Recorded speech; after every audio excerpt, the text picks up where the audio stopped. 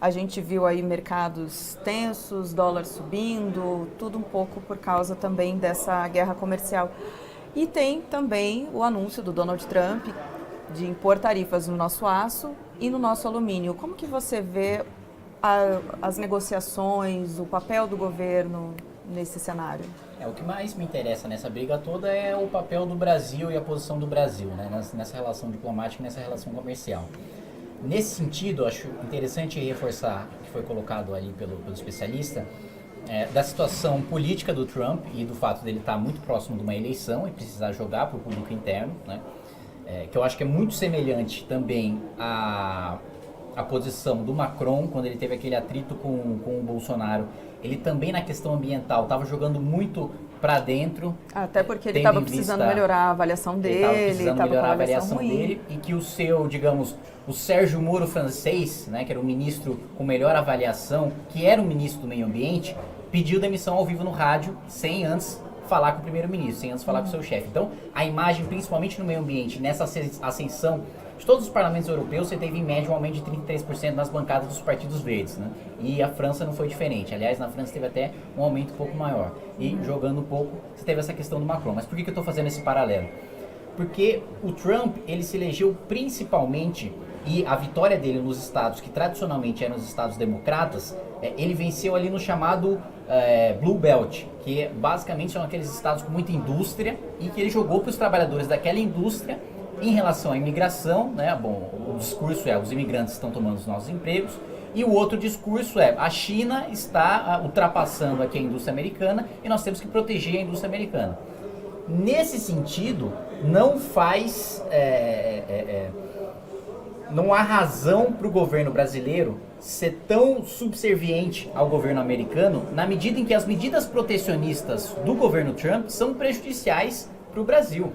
Né? Você proteger a indústria americana, que é uma indústria já muito mais competitiva que a nossa, pela infraestrutura, pela estrutura dos tributos, pela mesma alíquota, né? Pela própria carga tributária, enfim, por uma série de razões, pela inserção dos Estados Unidos no mercado comercial e a posição de poder geopolítico que os Estados Unidos compõem, tudo isso já coloca o Brasil numa situação de desvantagem. Se a gente ainda tiver levantado uma barreira tarifária por parte dos Estados Unidos, fica pior ainda a nossa situação. E mais, você tem um discurso mentiroso do presidente americano de que o Brasil estaria desvalorizando propositalmente a sua moeda para aumentar as exportações.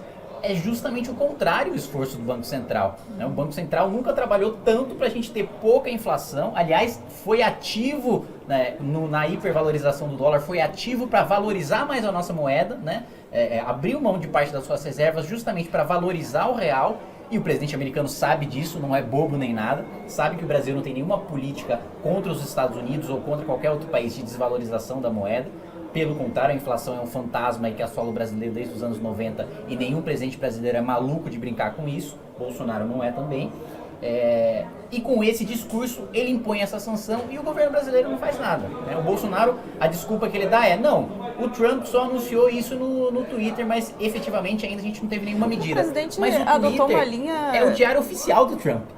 Basicamente, como é do Bolsonaro. É basicamente como ele O presidente adotou uma linha muito próxima aos Estados Unidos também, né? Fica difícil numa situação dessas. Não tem problema ser próximo, ser alinhado ideologicamente aos Estados Unidos. O problema é você abrir mão do melhor interesse do seu país em detrimento de outro. Quer dizer, em favor de outro, né? Em detrimento do seu próprio país. Esse é o problema. Você pode ter um alinhamento ideológico, eu sou de direita, o Trump também é de direita, etc. A gente se gosta e vamos trabalhar mais proximamente por causa disso.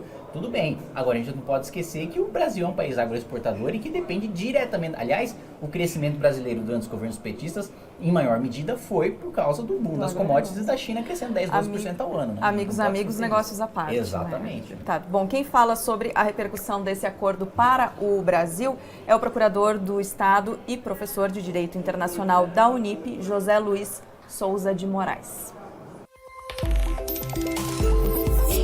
O acordo China-Estados Unidos engloba a necessidade, a obrigatoriedade de que a China compre produtos agrícolas norte-americanos.